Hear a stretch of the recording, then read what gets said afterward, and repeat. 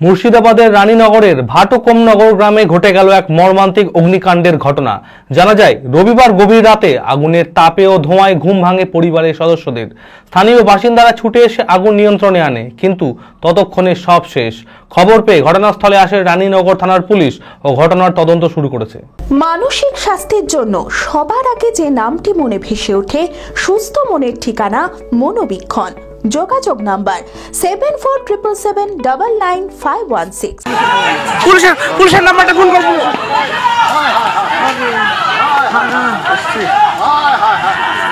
রবিবার গভীর রাতে মুর্শিদাবাদের রানীনগরের ভাটকমনগর গ্রামে হঠাৎই দাউ দাউ করে জ্বলে ওঠে একটি বসতবাড়ি।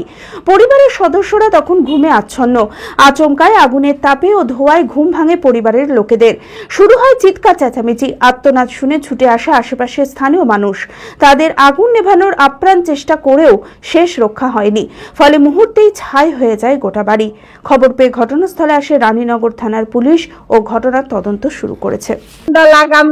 গরু থাকে, মাথানে বাইরে শুয়ে থাকে। সকালে রান্না করে আমার বাড়িতে আগুনের কোন কি ছাই থেকে লাগলো আমি বলতে পারবো, আল্লাহ জানে। আগুনের খবর আমি বলতে পারবো না, কিন্তু আমার ঘরে ওই গুহালের কোনাখান দিয়ে আগুনটা লেগেছে।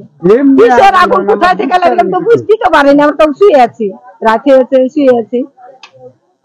আর আপনার 3 কুইন্টাল রায় ছিল, 2 কুইন্টাল ধান বাইনে নিয়েছি, 30,000 টাকা ছিল, কয়েল গালা গেছে, আর আল্লাহরা তড়িছিল আল্লাহর ভিতরে।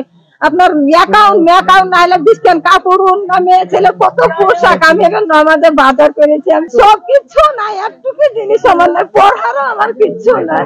থাকবেন কোথায় এখন? কোথায় থাকবো রে বাবা, আমি আমার কিচ্ছু নাই। ছাগল গরু সব আমার কিচ্ছু নাই।